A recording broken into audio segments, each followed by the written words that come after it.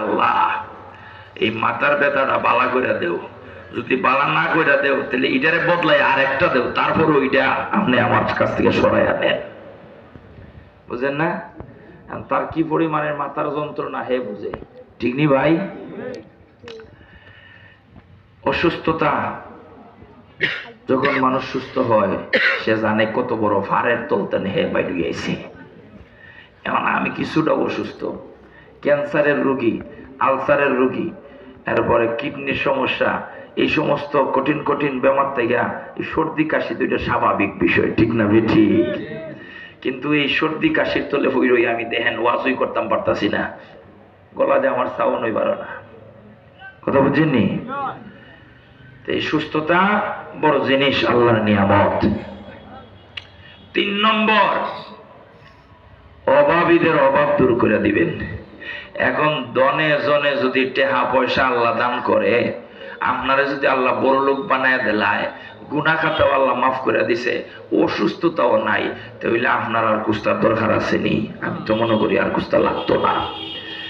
এই 3টা জিনিস যে মানুষের কাছে আছে, এর 4র্থ নম্বর কিছু লাগবে না। 1 নম্বর যার আমল নামার গুনাহ খাতা মাফ হয়ে গেছে গা, 2 নম্বরে যার টাকা পয়সা হইছে, 3 নম্বরে যার অসুস্থতা নাই, হেল লাখান সুখী আর জগত কেউ নাই, ঠিক না ভাই? ঠিক। এই 3টা জিনিস আমরা আগামী 14ই ফেব্রুয়ারি দিবাগত রাত শবে বরাত আল্লাহর কাছে চাইতাম, রাজি আছেন ইনশাআল্লাহ? ইনশাআল্লাহ। আল্লাহ আমরা তৌফিক দিতে চিল্লা এখন আমিন। আমিন।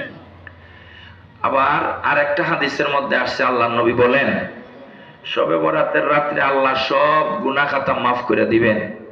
2 প্রকার মানুষে আল্লাহ মাফ করবেন না। 1 প্রকার হইল হিংসুক, হিংসুকরে আল্লাহ শবে বরাতের রাতে মাফ করবেন না।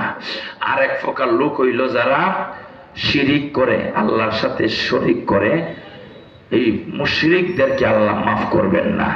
শবে বরাতের রাতে মুশরিকে মাফ পাইতো না, শবে বরাতের রাতে হিংসুকে মাফ পাইতো না। আর নাইলে সবে আল্লাহর কাছে মাফ পাইব। একটু বড় করে কোন সুবহানাল্লাহ। সুবহানাল্লাহ। তাইলে আমরা শবে বরাতের রাত্রে 3টা জিনিস আল্লাহর কাছে চাইব।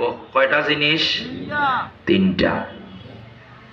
চাইব, চাইলে পাইব। আর নিজে করতেইব কিছু আমল, জবান দিয়া, জবানের দ্বারা আমল করবেন। আল্লাহ আমারে করার তৌফিক দিতা চিল্লা এখন আমিন। মেরাজের রজনীতে আমার নবীজি মেরাজ শরীফ গেছেন।